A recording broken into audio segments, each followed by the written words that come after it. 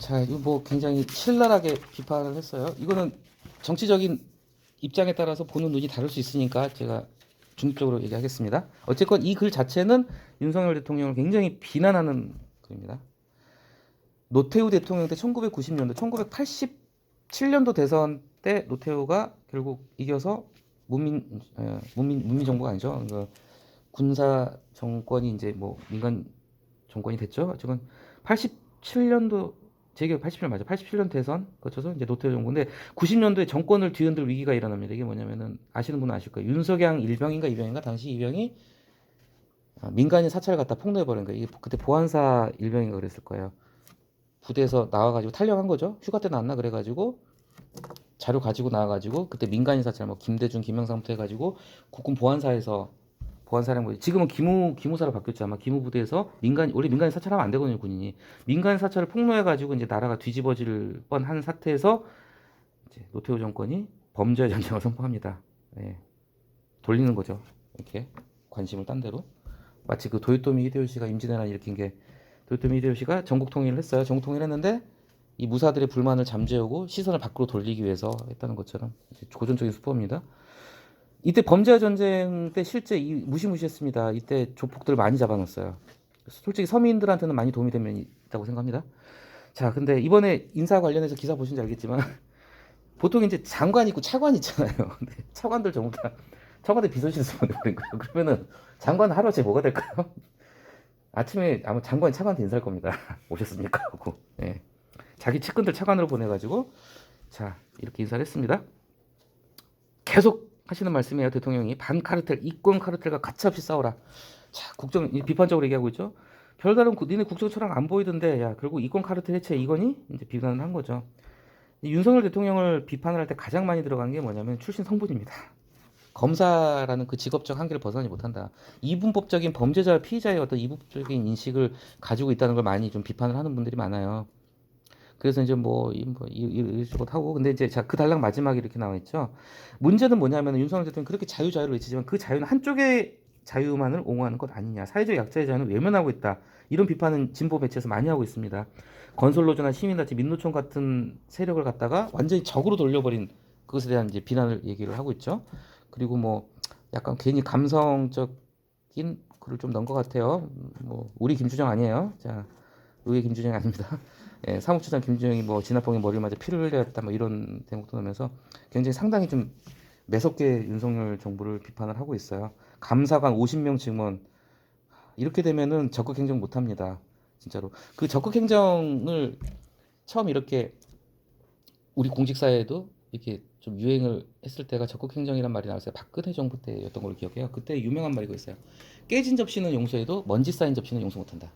접시를 닦다가 깨지면은 그건 봐줄게. 근데 접시 아예 안 닦은 건 용서 안 하겠다 이러면 깨진 접시는 용서해도 먼지 쌓인 접시는 용서하지 않겠다가 적극 행정인데 이렇게 감사 이렇게 하게 되면 실제 뭐 정말 그래요. 공무원들 일 못합니다. 적극적으로 일 못해요. 예. 그래서 참 뭐 자유 강조하고 헌법도 여기도 헌법도 나오네요. 이렇게 자 그러면서 다 읽어보셨으니까 아실 테고요. 자 이남희라는 분이 있어요. 사회학자인데 굉장히 이분은 굉장히 좌파적인 분입니다. 찾아보니까 이분의 책을 갖다 인용을 해가지고 왔습니다. 그래서 글 자체는 굉장히 명문장입니다. 자 보수주의자 물론 이 글에 이 따옴표로 인용된 부분에 있어서는 이견이 있을 수 있고요. 이거는 한쪽의 입장이기 때문에 이게 옳다고 저는 얘기 못하겠습니다. 근데 어쨌건 이 시각에서 봤을 때는 자 보수주의자들은 바로 그들만의 자유를 강조한다는 거다. 그리고 기득권을 지키기 위한 자유다. 그리고 이 보수 자유주의자는 법치를 강조한다. 왜냐? 기존 기득권 세력을 지키기 위한 게 법이고 이 법을 통해서 민중을 갖다가 누를 수 있기 때문이다. 약간 이런 굉장히 강한 발언을 했죠. 그래서 고개가 끄덕거려진다. 왜 대통령이 법치를 입에 달고 다니는지 여기 나오죠. 법치는 민중의 힘을 억누르는 수단이다. 보통 칼럼에 민중이란 말 요즘 잘 등장 안 합니다. 근데 민중까지 나온 거 보면 상당히 이분도 많이 왼쪽으로 가시는 것 같아요. 자, 여기서 보수주의자들의 자유가 기득권 유지만을 위한 것이라면 자, 보수주의라는 게 과연 필요한 것인가?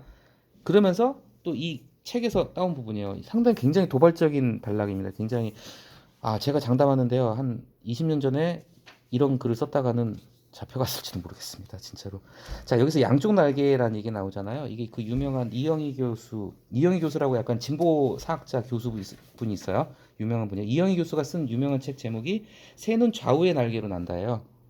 쉽게 말하자면 새가 날개에서 양날개 다 필요하다. 왼쪽 날개도 필요하고 오른쪽 날개도 필요하다. 그러니까 진보와 보수, 좌파 우파가 같이 힘을 합쳐야지 이 나라가 날아간다. 이제 그런 뜻이겠죠. 그래서 이제 이 새의 양쪽 날개는 바로 거기서 나온 겁니다. 이제 이영희 교수의 새는 좌우의 날개로 난다. 정치를 진보와 보수라는 한 마리 새 양쪽 날개로 본다면, 근데 이 단락에서는 굉장히 신랄하게 표현해. 보수는 너네 날개 아니야. 너네 필요 없어. 너네 날 생각이 있니? 없어. 굉장히 무서운 표현입니다. 보수주의는 존재해야 하는 필수적 이념이 아니라 그냥 존재하는 욕망이다. 저는 이 글귀 보면서 약간 소름이 끼쳤어요. 굉장히 무서운 표현입니다. 좀 그런 거 느끼시죠? 이거 보수주의에 대한 정말 아주 이렇게 센 독설이 있을 수가 없어요. 존재해야 하는 이념이 아니라 너네는 그냥 욕망 덩어리일 뿐이야. 이런 얘기예요. 날개는 앞으로 나아가고자 하는 거잖아요. 날기 위한 거, 변화와 진보를 위한 것인데, 그러므로 너네는 날개 아니야. 이렇게 얘기를 해버린 거죠. 근데 너는 성찰도 없고 그냥 기득권을 지키기 위해서 그냥 급급한 너네 보수를 인정하지 않는다. 이런 굉장히 강한 독설이 나왔습니다. 근데 약간 이 글은 약간 좀 용두사미까지는 아닌데 좀 글의 힘이 좀 떨어져요. 왜냐면은 끝부분에 가서 무려 2단락을 갖다가 기존 저자의 책을 갖다 인용을 했기 때문에, 인용이라는 것 자체가 그 자체가 좀 굉장히 힘을 받을 때도 있지만, 이런 글 같은 경우는 마지막에 자기 글을 써야 되거든요. 인용을 따오게 되면은 약간 좀 힘 빠집니다, 솔직히. 근데 물론 인용 그 자체로도 뭐 힘 있는 구절을 따오긴 했지만, 그래서 약간 좀 끝이 저는 그렇게 느꼈어요. 좀 약간 서둘러 마무리된 것 같기도 하고.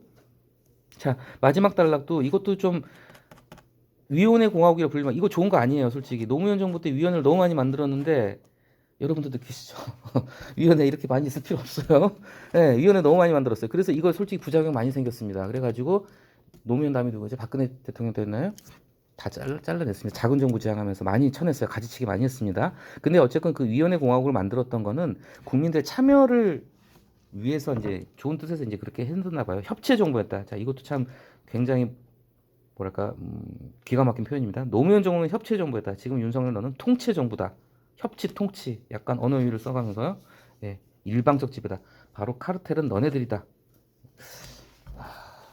굉장히 센 글입니다. 어쨌건 이 글을 뭐 이런 입장도 있다는 측면에서 좀 봐주셨으면 좋겠다는 생각이 듭니다.